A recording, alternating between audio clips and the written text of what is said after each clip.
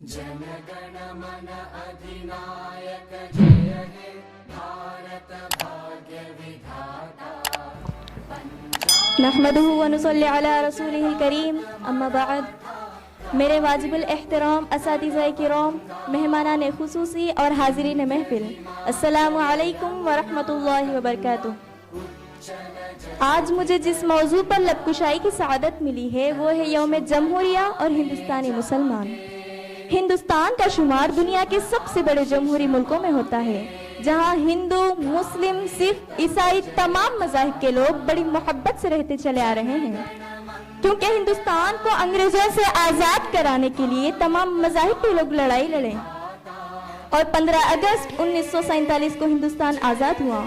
फिर हिंदुस्तान को चलाने के लिए 26 नवंबर 1949 को ऐसा कानून बनाया गया जिसमें हर मजहब वाले को रहने का हक दिया गया और 26 जनवरी 1950 को कानून नाफिज किया गया। इस कानून के बाद से हिंदुस्तान में जमहूरी तर्ज का आगाज हुआ। 26 जनवरी के दिन हिंदुस्तान में यौम जमहूरिया के नाम से जिस तरह कॉलेज और यूनिवर्सिटियों में तकरीब का इनेकाद किया जाता है, इसी तरह मदारिस इस्लामिया में भी परचम कुशाई के लिए जश्न की तकरीब का एहतमाम किया जाता है और तलबा व आवाम को हमारे असलाफ ने जो कारहाय नुमाया अंजाम दिया और वतन अजीज की आज़ादी की खातिर अपनी जानों का जो नजराना पेश किया उससे बावर कराया जाता है। और ये भी बताया जाता है कि हिंदुस्तान की आज़ादी में मुसलमानों का रोल बहुत ही अहम रहा है। ये तहरीक असल में मुसलमानों ने शुरू की थी। इसका अंदाजा हम इस तरह लगा सकते हैं कि सन 1857 में यहाँ 24,000 मुसलमानों ने वतन अजीज के लिए अपनी जानों को कुर्बान कर दिया था। किसी शायर ने क्या ही खूब कहा है कि गुलिस्तां को लहू की जरूरत पड़ी, सबसे पहले गर्दन हमारी ही कटी। गुलिस्तां को लहू की जरूरत पड़ी, सबसे पहले गर्दन हमारी ही कटी। फिर भी कहते हैं मुझसे ये अहले चमन, ये चमन है हमारा तुम्हारा नहीं। और बहुत से लोगों का कहना है कि मुसलमानों ने हिंदुस्तान को क्या दिया है। तो मैं उनसे पूछना चाहती हूँ कि बताओ तो सही कि हिंदुस्तान को ताजमहल की खूबसूरती किसने दी? बताओ तो सही कि लाल किले की बुलंदी और बुलंद इमारतें तुम्हें किसने दी? कुतुब मीनार की बुलंदी तुम्हें किसने दी? चार मीनार की खूबसूरती तुम्हें किसने दी? हाजिरीन महफिल, हिंदुस्तान का चप्पा चप्पा मुसलमानों की गवाही और मोहब्बत की शहादत देता है। मिलेगी मंजिले मकसूद ये हम ईमान रखते हैं, मिलेगी मंजिले मकसूद ये हम ईमान रखते हैं, हम अपनी रहनुमाई के लिए कुरान रखते हैं। वफादारी वतन से हो, वफादारी वतन से हो, यही इस्लाम कहता है। हम अपने दिल के हर गोशे में हिंदुस्तान रखते हैं। हाजिरीन महफिल, जब हमें आज़ादी मिली तो जो कानून मुल्क के लिए बनाया गया उसमें हर मजहब व मिल्लत के लोगों को अपने मजहब पर चलने की आज़ादी अता की गई। उसमें बताया गया कि मुल्क किसी मजहब की बुनियाद पर हुकूमत नहीं करेगा।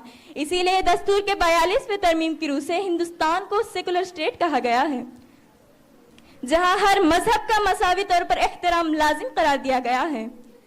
कानून हिंद के मुताबिक हर हिंदुस्तानी शहरी, चाहे वो किसी भी मजहब का मानने वाला क्यों ना हो, कानून की निगाह में बराबर है और हर शहरी को आज़ादी राय, आज़ादी ख्याल, आज़ादी मजहब का हक हासिल है। दस्तूर हिंद में अक़लियतों को भी उनका हक दिया गया है कि वो अपने अलहदा तालीमी इदारे कायम कर सकती हैं, अपनी तहजीब व तमद्दुन और ज़बान को फ़रोग दे सकती हैं और अपने मजहब की इशाअत कर सकती हैं। लेकिन अफसोस होता है कि बराबरी के हुकूक मिलने के बाद आज भी मुसलमानों पर जुल्म किया जा रहा है। कभी घर वापसी के नाम पर तो कभी लो जिहाद के नाम पर। कभी राजस्थान में मुस्लिम होने की बिना पर अफरोजुल इस्लाम को जिंदा जला दिया जाता है, तो कभी दिल्ली में रमजान के मौके पर एक हाफिज कुरान बच्चे पर चाकू से हमला करके उसको मौत के घाट उतार दिया जाता है। कभी रियासत झारखंड के एक गांव में मंदिर का झूठा मुद्दा बनाकर 25 बेकसूर मुसलमानों पर लाठीचार्ज करके उनको सलाखों के पीछे डाल दिया जाता है। कभी मुसलमानों की अज़ान पर सवाल उठाया जाता है तो कभी भारत माता की जय नारा लगाने पर जोर दिलाया जाता है। कभी कुछ शिद्दत पसंद तंजीमों के जरिए अपने मजहबी नारा लगवाने पर मुसलमानों पर जुल्म किया जाता है और कभी मुसलमानों ने हिंदू को देश का गद्दार बताया जाता है। इसके बावजूद किसी शरपसंद के खिलाफ कोई कार्रवाई नहीं होती। हमको न सताओ कि गुनाहगार नहीं है, हमको न सताओ कि गुनाहगार नहीं है। ये किसने कह दिया तुमको कि हम वफादार नहीं है? और जब जब भी देश ने मांगा लहू हमने दिया, और जब जब भी देश ने मांगा लहू हमने दिया। हम अहले वतन है, कोई गद्दार नहीं है। हाज़रीन महफिल, और कभी मदारिस इस्लामिया के खिलाफ झूठे और घटिया इल्ज़ामात लगाए जाते हैं, तो मैं उनसे कहना चाहती हूँ कि वतन के दुश्मनों को हम कभी हमदम नहीं रखते। वतन के दुश्मनों को हम कभी हमदम नहीं रखते। हम अपने मुल्क से ऊंचा कोई परचम नहीं रखते। तलाशी शौक से ले लो, तलाशी शौक से ले लो हमारे घर मदरसों की, जहां कुरान रखते हैं वहां पर बम नहीं रखते।